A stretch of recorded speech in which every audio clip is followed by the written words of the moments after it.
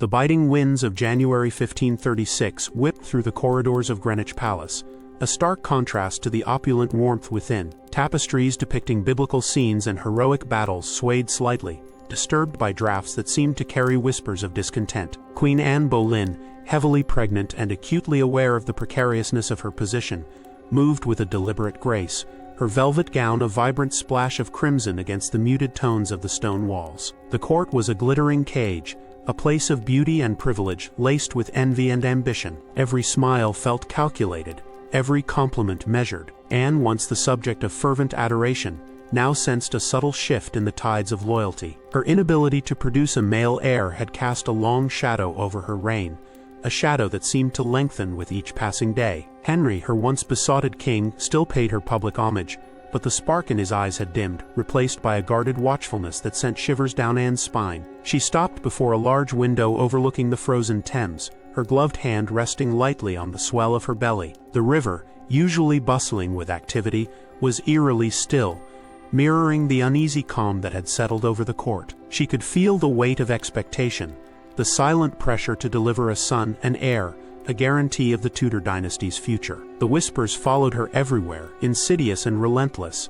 When will she deliver a son? Will she deliver at all? Is she truly blessed by God? The forthcoming May Day celebrations loomed large on the horizon, a carefully orchestrated display of royal power and fertility. Anne intended to make it the most spectacular event of her reign, a dazzling spectacle designed to silence the doubters and reaffirm her position as Queen of England. Preparations were already underway, with seamstresses working tirelessly on elaborate costumes, musicians rehearsing intricate compositions, and artisans crafting magnificent decorations. Turning from the window, Anne summoned her ladies-in-waiting. Meg Wyatt, her childhood friend and confidant, was always a source of calm amidst the swirling chaos of court life. Jane Rochford, the widow of Anne's brother George, stood slightly apart, her face an unreadable mask. Anne had always found Jane difficult to decipher, a woman of quiet observation and veiled ambition. The preparations for May Day must be flawless, Anne declared, her voice clear and commanding. I want every detail to be perfect. The decorations must be breathtaking, the music enchanting, and the revelry unforgettable. She paused, her gaze sweeping over her ladies. These celebrations will be magnificent, worthy of being remembered for generations. But remember, dear followers of the royal court, we can only tell tales of greatness when people subscribe and like our stories. She delivered the last sentence with a playful smile, a brief attempt to lighten the heavy atmosphere. Meg Wyatt smiled warmly in response. Everything is progressing according to plan, Your Majesty. The costumes are exquisite, the musicians are well rehearsed, and the decorations are truly fit for a queen. Jane Rochford simply nodded, her eyes fixed on a point just beyond Anne's shoulder. The arrangements are satisfactory, Your Majesty. Anne sensed Jane's reservation, but chose to ignore it. She had more pressing concerns on her mind. The king's health had been a cause for concern in recent weeks. A lingering leg wound refused to heal, and his temper had become increasingly volatile. He seemed distracted, his attention often drifting during council meetings and courtly entertainments. Rumors of Henry's wandering eye had begun to circulate, whispers of a growing interest in one of Anne's own ladies-in-waiting, the demure and seemingly unremarkable Jane Seymour. Anne dismissed these rumors as idle gossip, the product of malicious minds eager to undermine her. But a nagging doubt persisted, a cold fear that tightened its grip on her heart. Later that day, Anne met with Thomas Cromwell, the king's chief advisor and a man whose loyalty she had always questioned. Cromwell was a master of political maneuvering, a cunning and ruthless operator who had risen through the ranks through sheer force of intellect and ambition. He had been instrumental in securing her marriage to Henry, but Anne suspected that his support was contingent on her continued success in producing an heir. Your Majesty, Cromwell said, bowing deeply, I trust you are well. As well as can be expected, Master Cromwell, Anne replied, her voice cool. What news do you bring? Cromwell launched into a lengthy report on matters of state, detailing the latest diplomatic negotiations with France and the ongoing religious tensions within the kingdom. Anne listened patiently, her mind racing. She knew that Cromwell was a skilled manipulator, adept at concealing his true intentions behind a veil of carefully chosen words. The king is most anxious to see the realm secured, Cromwell said, his voice taking on a grave tone. The succession is paramount. Anne met his gaze directly. "I am well aware of the king's desires, Master Cromwell. I am doing everything in my power to fulfill them." Cromwell offered a thin smile. "Indeed, Your Majesty, your devotion to the king and the realm is beyond question." He paused, his eyes narrowing slightly. "However, it is the duty of all loyal subjects to ensure the security of the Tudor dynasty. Precautions must be taken, contingencies must be planned." Anne bristled at his veiled threat. "Are you suggesting, Master Cromwell, that my position is not secure?" Cromwell spread his hands in a gesture of innocence. "I am merely stating the obvious, Your Majesty. The stability of the kingdom depends on the health of the king and the succession of an heir. These are matters of grave importance, and we must all be vigilant in safeguarding them." The meeting ended on a note of uneasy truce. Anne knew that Cromwell was watching her, waiting for her to falter. She was surrounded by enemies, both visible and hidden, all vying for power and influence. She had to be strong, she had to be resolute, she had to prove her worth as Queen of England. As the days turned into weeks, the pressure on Anne intensified. She attended countless banquets and balls, danced with foreign dignitaries, and entertained visiting ambassadors. She wore a perpetual smile, masking the fear and anxiety that gnawed at her insides. She prayed fervently for a healthy child, a son who would secure her legacy and silence her detractors. The May Day celebrations were fast approaching, and Anne threw herself into the preparations with a feverish energy. She oversaw every detail, from the design of the floats to the selection of the music. She wanted the event to be perfect, a dazzling display of royal power that would leave a lasting impression on all who attended. In the evenings, she sought solace in the company of Meg Wyatt, her loyal friend and confidant. They would sit together by the fire, sharing stories and reminiscing about their childhood. Meg offered a sympathetic ear and a calming presence, reminding Anne of the simple joys of life beyond the gilded cage of the court. "You must not let them break you, Anne," Meg said one evening, her voice soft but firm. "You are stronger than you think. You have overcome so much already." Anne smiled weakly. "Sometimes I feel like I am drowning, Meg. The pressure is unbearable. I fear that I will fail, that I will disappoint the king and the kingdom." "You will not fail," Meg insisted. "You are a queen, Anne. You have the strength and the intelligence to overcome any obstacle. Just remember who you are and what you stand for." Anne clung to Meg's words, drawing strength from her unwavering loyalty. She knew that she could not afford to show weakness, not even to her closest friends. She had to project an image of confidence and control, even when she felt like she was crumbling inside. As April drew to a close, Anne felt a growing sense of foreboding. The whispers seemed to grow louder, the glances more pointed. She could sense a shift in the atmosphere,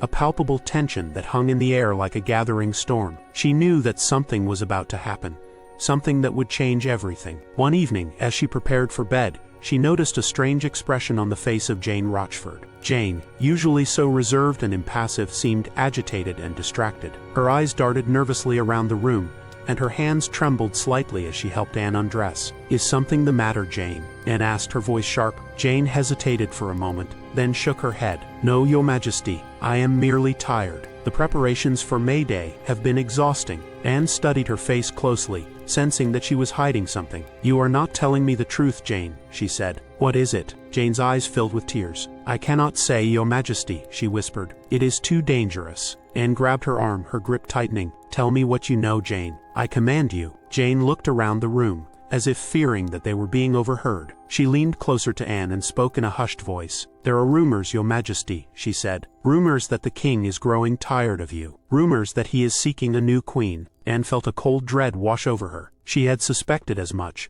but hearing it confirmed was like a physical blow. "Who is she?" she asked, her voice barely a whisper. Jane hesitated again, then whispered, "Jane Seymour." Anne recoiled as if she had been struck. Jane Seymour, her own lady-in-waiting, the quiet, unassuming woman who had always seemed so meek and obedient. It was almost too absurd to be true. "You are lying," Anne said, her voice trembling. "The king would never—" "It is true, Your Majesty," Jane insisted. "I have heard it from reliable sources. The king is infatuated with her. He believes that she will give him the son that you have failed to provide." Anne stared at Jane in disbelief. Her world was crumbling around her, her carefully constructed facade of power and security collapsing like a house of cards. She had been so focused on maintaining her position, on pleasing the king, that she had failed to see the danger lurking in the shadows. As she lay in bed that night, sleep eluded her. Her mind raced with dark thoughts and desperate plans. She knew that she had to act quickly, that she had to find a way to regain the king's favor and secure her position as Queen of England. But she also knew that she was running out of time. The whispers were growing louder,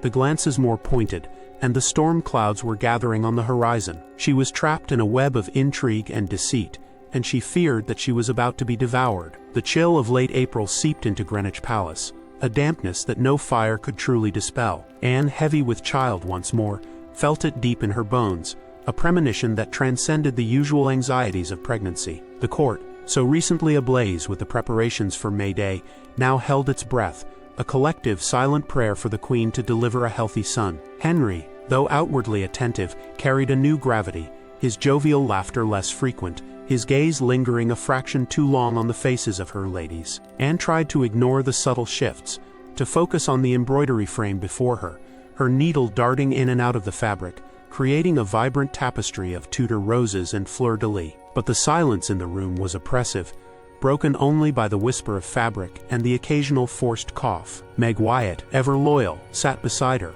offering a comforting smile that did little to soothe Anne's unease. Jane Rochford, her sister-in-law, hovered in the background, her expression unreadable, her eyes darting nervously around the room. The hours crawled by, each one a tiny hammer blow against Anne's composure. Then the first pangs of labor struck, sharp and relentless. The palace erupted into controlled chaos. Midwives bustled, physicians conferred, and Henry paced anxiously in the nearby gallery, his prayers a low guttural murmur. Anne, her face pale and drawn, fought to remain calm, drawing on a reserve of strength she didn't know she possessed. She had to deliver a son. Her life, her reign, depended on it. But fate, it seemed, had other plans. After hours of agonizing labor, Anne delivered a stillborn boy. The silence that followed was deafening, a void that swallowed all hope. The midwives exchanged furtive glances, their faces etched with pity. Henry, summoned to the Queen's chamber, stood frozen in the doorway, his expression a mask of disappointment and barely concealed rage. Anne lay exhausted and heartbroken,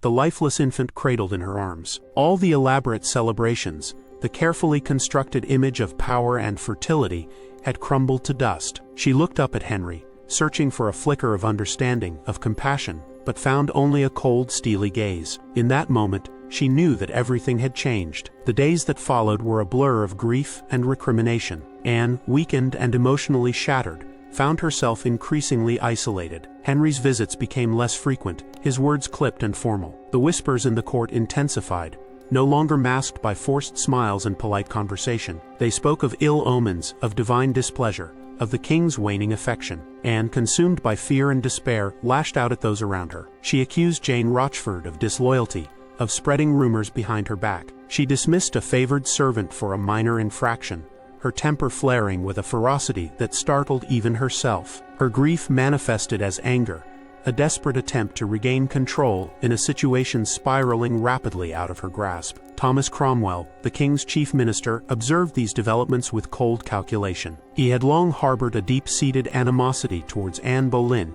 viewing her as an obstacle to his own ambitions. He saw in her recent misfortune an opportunity to finally remove her from power. Cromwell, a master of political maneuvering, began to weave a web of deceit, gathering evidence of Anne's alleged treasonous behavior. He approached those who had reason to resent the Queen, those who were vulnerable to persuasion, those who could be manipulated into providing false testimony. He started with Mark Smeaton, a young musician in Anne's service, known for his ambition and his susceptibility to flattery. Cromwell hinted at preferment, at royal favor, if Smeaton were to reveal any irregularities in the Queen's conduct. The young musician, blinded by ambition and fearful of displeasing the powerful minister, began to fabricate stories of inappropriate advances and secret rendezvous. Next, Cromwell turned his attention to Jane Rochford, a woman consumed by jealousy and resentment towards Anne. Jane, still bitter over the execution of her husband George Boleyn, blamed Anne for his downfall. Cromwell exploited her vulnerability, fueling her hatred with promises of revenge and the restoration of her family's honor. He subtly suggested that Anne had been unfaithful to the king, that she had engaged in illicit affairs with various courtiers. He reminded Jane of Anne's sharp tongue, her quick temper, her habit of making enemies. He painted a picture of a manipulative and deceitful queen, a woman who had used her position to betray the king and endanger the realm. Jane, eager to settle old scores, readily embraced Cromwell's narrative. She provided him with fabricated accounts of Anne's private conversations, twisting her words and misinterpreting her actions to paint her in the worst possible light. She spoke of clandestine meetings, of suggestive glances, of whispered words that could be construed as evidence of adultery. Cromwell, armed with these false accusations, began to build his case against the Queen. He presented his evidence to Henry, carefully orchestrating the presentation to maximize its impact. He emphasized the threat that Anne posed to the king's succession, the potential for a disputed heir, the risk of civil war. Henry, already disillusioned with Anne, was easily persuaded. He had begun to believe that she was cursed, that her inability to produce a male heir was a sign of divine disapproval. Cromwell's accusations confirmed his worst fears, fueling his paranoia and his desire to be rid of her. The king authorized Cromwell to proceed with a full investigation, giving him carte blanche to arrest and interrogate anyone suspected of involvement in Anne's alleged treasonous activities. The wheels of justice, oiled by ambition and fueled by fear, began to turn with terrifying speed. The first to be arrested was Mark Smeaton. He was taken to the Tower of London and subjected to relentless torture. Under excruciating pressure, he broke down and confessed to having had an affair with the Queen. His confession, though extracted under duress, provided Cromwell with the first concrete proof of Anne's guilt. Next, Henry Norris, the king's close friend and groom of the stool, was apprehended. Norris was fiercely loyal to Anne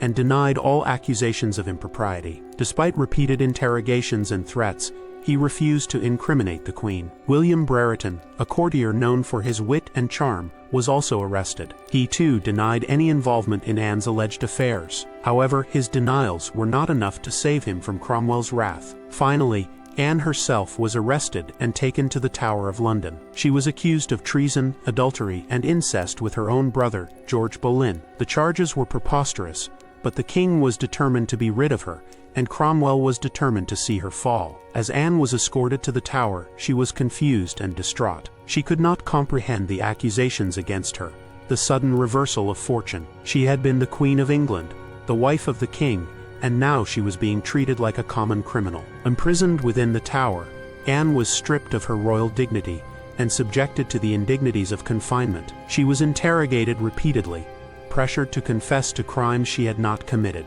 She maintained her innocence, protesting her loyalty to the king and her unwavering devotion to the crown. However, her pleas fell on deaf ears. The court had already made up its mind. Anne Boleyn was guilty and her fate was sealed. The miscarriage had been the catalyst. The Queen was guilty until proven innocent.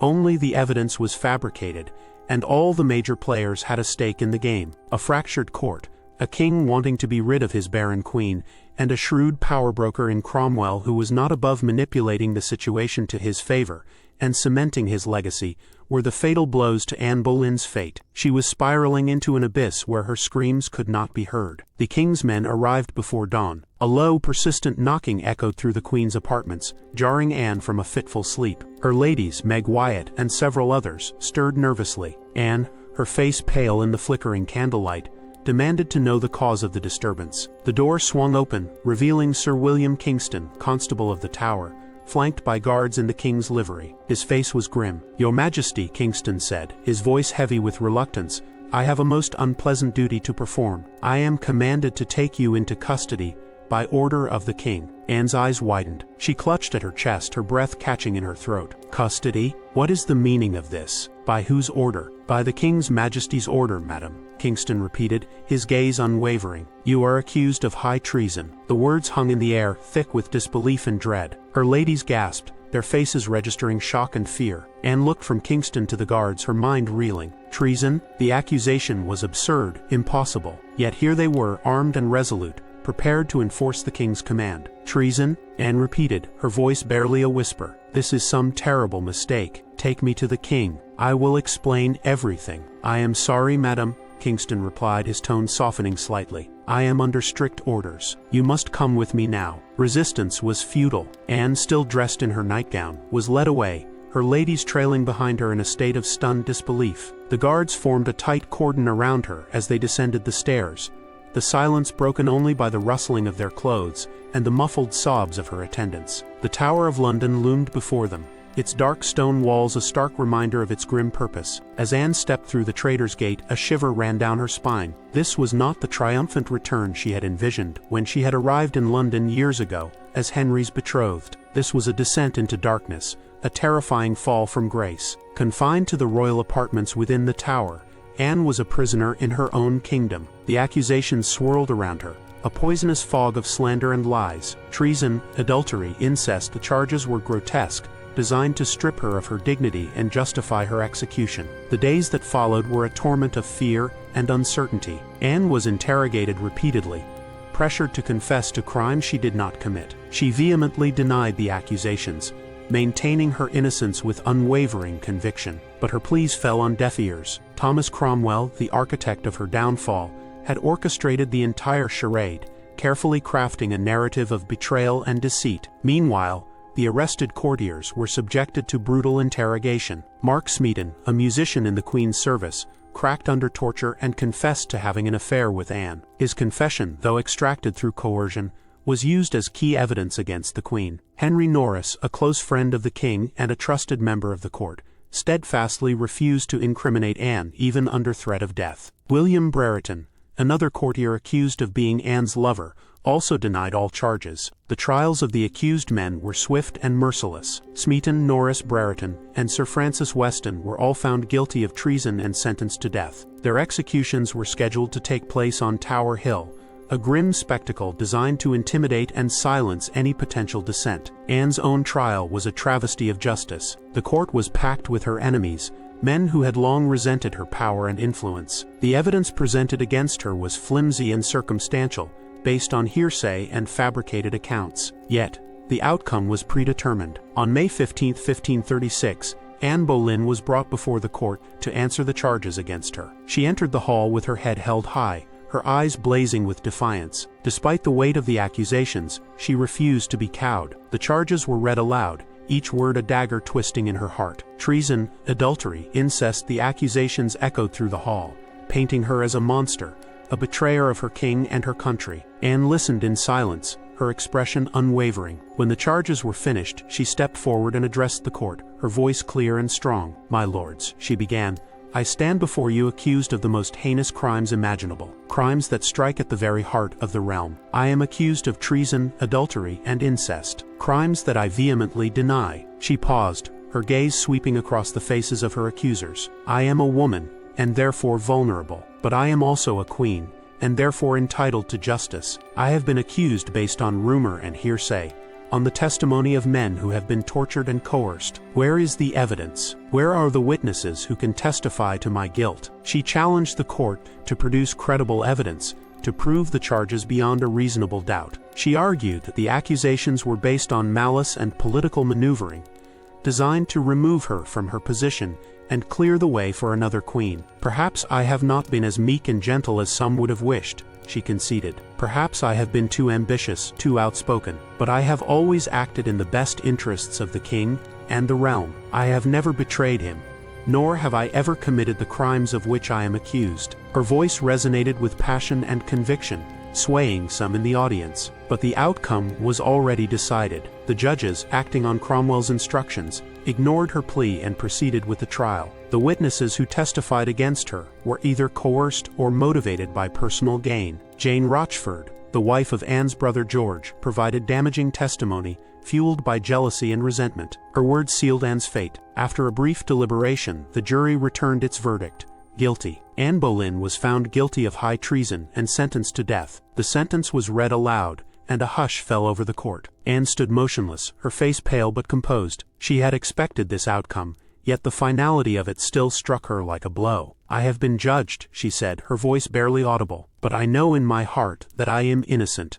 I pray that God will have mercy on my soul." She was led away, back to her prison in the Tower, to await her execution. The world had turned against her. Confined once more to her chambers, Anne grappled with the reality of her impending death. She wrote letters to the king, begging for mercy, but her pleas went unanswered. Henry had already moved on, his attention focused on Jane Seymour, the woman who would soon replace her as queen. In the days leading up to her execution, Anne underwent a profound transformation. She had once been ambitious and driven, consumed by the desire for power and recognition. But now, stripped of everything, she found solace in her faith. She spent her time in prayer, seeking forgiveness for her sins and preparing herself for the afterlife. She confessed to her chaplain, repenting of any wrongs she may have committed. She found peace in the knowledge that she would soon be reunited with her brother George and her other loved ones who had been unjustly condemned. On the morning of May 19, 1536, Anne Boleyn was led to the executioner's block. The Tower Green was crowded with spectators,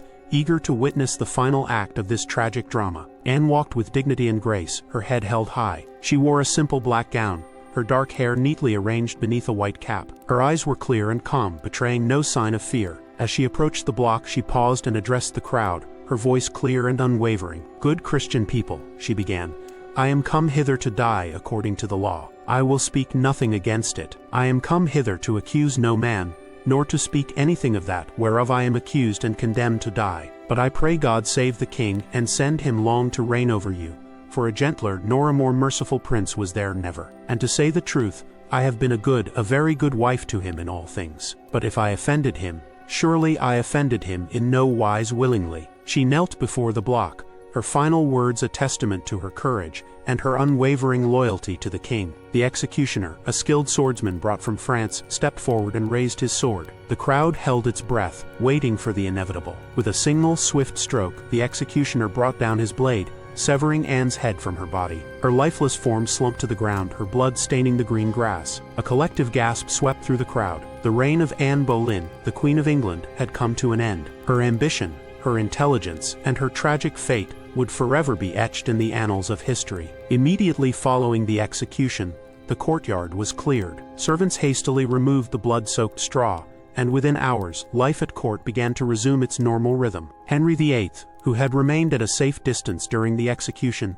showed no outward signs of grief. He had already secured a dispensation to marry Jane Seymour, and the wedding was scheduled to take place within days. The swiftness with which Henry moved on from Anne spoke volumes about his character and his ruthlessness. He had used her, manipulated her, and discarded her when she no longer served his purpose. He had sacrificed her to his ambition, his ego, and his desperate desire for a male heir. The news of Anne's execution spread quickly throughout England and across Europe. Some mourned her passing, while others celebrated her demise. Opinions were divided, as they had been throughout her tumultuous reign. In the days and weeks that followed, Anne's name was systematically erased from the official records. Her portraits were removed from the royal palaces, and her achievements were minimized or attributed to others. Her enemies sought to rewrite history, to portray her as a villain, a manipulative seductress who had deserved her fate. But despite their efforts, Anne Boleyn's memory refused to be extinguished. Her story continued to be told,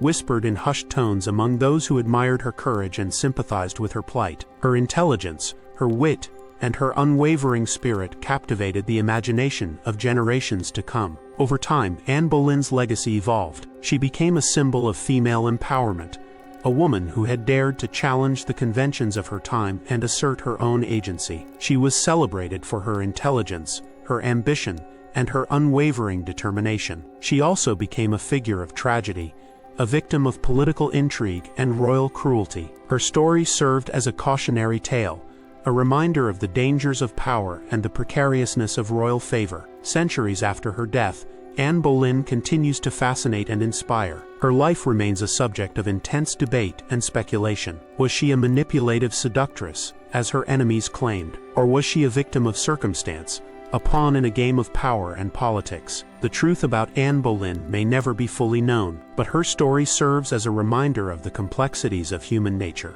the enduring power of the human spirit, and the enduring legacy of a woman who dared to challenge the world and pay the ultimate price. Anne Boleyn was found guilty of treason on May 15, 1536. The verdict, delivered with cold, calculated formality, echoed through the hall, each syllable a hammer blow against the fragile hope she had desperately clung to. The court, packed with those who had once curried her favor, now sat in silent judgment, their faces masks of indifference or barely concealed triumph. The evidence, a tangled web of fabricated accusations and coerced testimonies, had been enough to condemn her in the eyes of a king determined to be rid of her. Upon hearing the sentence, Anne did not crumble. She did not beg for mercy, though the temptation must have been immense. Instead, she straightened her spine, her gaze sweeping across the assembled court with a flicker of defiance. There was a profound sadness in her eyes, a lament for the life she had lived, for the future that had been stolen from her.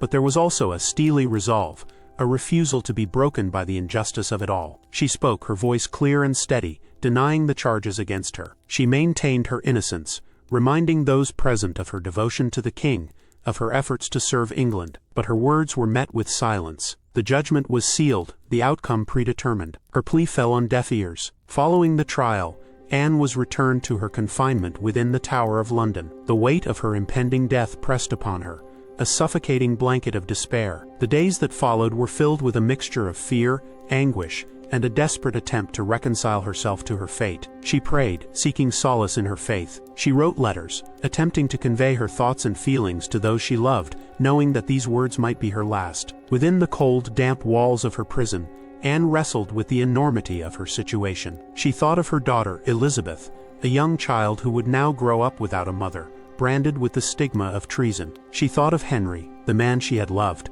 the man who had raised her to such heights only to cast her down with ruthless efficiency. She tried to understand the forces that had led to her downfall.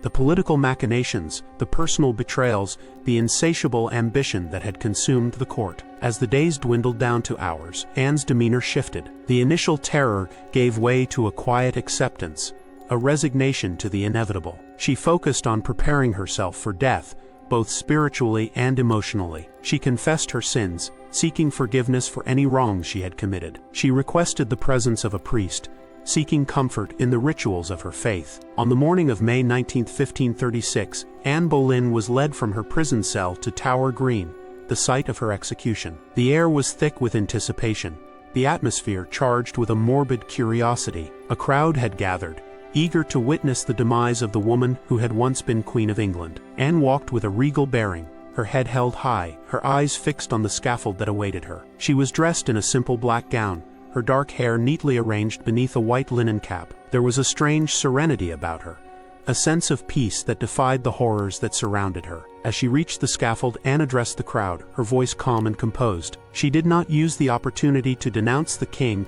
or to rail against the injustice of her fate. Instead, she offered a brief and dignified statement, acknowledging her sentence and asking for prayers for the king. She declared her loyalty to the king, stopping short of confessing to the crime she was accused of. She then knelt before the executioner, placing her head upon the block. The executioner, a skilled swordsman brought from France for the occasion, raised his sword. In a swift, clean stroke, he severed Anne's head from her body. The silence that followed was absolute, broken only by the gasps and murmurs of the onlookers. Anne Boleyn, Queen of England, was dead. Her body was hastily placed in an elm chest, an arrow chest that was on standby, and buried in an unmarked grave within the Tower Chapel of St. Peter ad Vincula. There were no grand ceremonies, no elaborate tributes, no outward displays of grief. Her reign had been erased, her memory condemned. The news of Anne's execution spread quickly throughout England and across Europe. Reactions were varied, ranging from shock and disbelief to satisfaction and relief. Some mourned the loss of a queen who had dared to challenge the established order. Others rejoiced at the removal of a woman they considered to be a heretic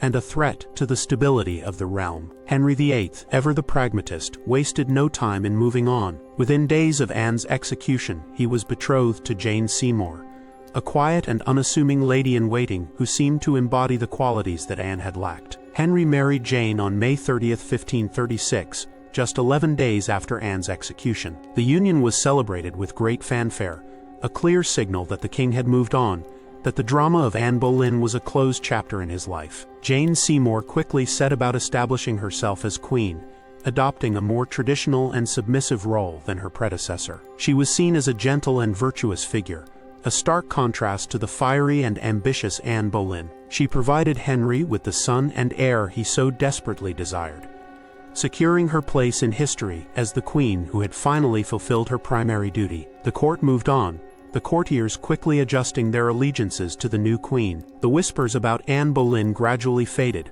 replaced by new intrigues and new ambitions. But the shadow of Anne's reign lingered, a reminder of the power of ambition, the fragility of power, and the ruthlessness of a king determined to have his way. The legacy of Anne Boleyn has been debated and reinterpreted for centuries. Was she a manipulative seductress who used her charm and wit to ensnare a king? Or was she a victim of political intrigue, a pawn in a game played by powerful men? Was she a proto-feminist who challenged the patriarchal norms of her time? Or was she simply an ambitious woman who overreached? the truth, as always, is likely more complex than any single narrative can capture. Anne Boleyn was undoubtedly intelligent, ambitious, and charismatic. She possessed a sharp wit and a keen understanding of courtly politics. She was also a woman of deep convictions, willing to challenge the status quo and to fight for what she believed in. But she was also flawed, capable of jealousy, resentment, and occasional cruelty. She made enemies both within the court and beyond. She underestimated the ruthlessness of her opponents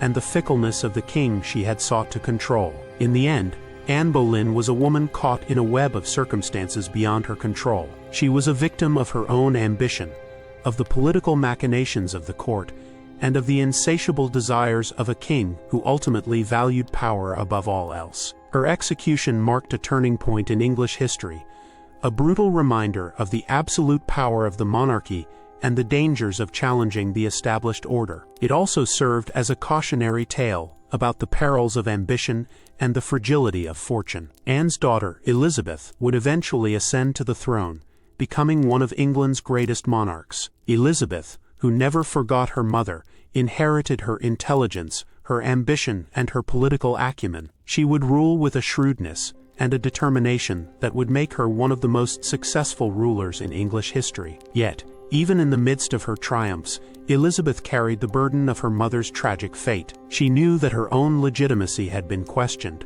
that her claim to the throne was forever tainted by the stigma of her mother's treason. She would spend her entire reign trying to prove her worth, to vindicate her mother's memory, and to secure her own place in history. The story of Anne Boleyn continues to fascinate and intrigue us centuries after her death. Her life, her reign, and her tragic demise offer a glimpse into a world of power, passion, and betrayal. She remains an enigmatic figure, a woman who defied convention, challenged authority, and ultimately paid the ultimate price for her ambition. Whether she was a saint or a sinner, a victim or a villain, Anne Boleyn remains one of the most compelling and controversial figures in English history. Her story is a reminder of the complexities of human nature, the vagaries of fortune, and the enduring power of the past. The question of the real Anne Boleyn remains, lost to history, perhaps never to be fully answered. The final chapter is closed. The silence is absolute.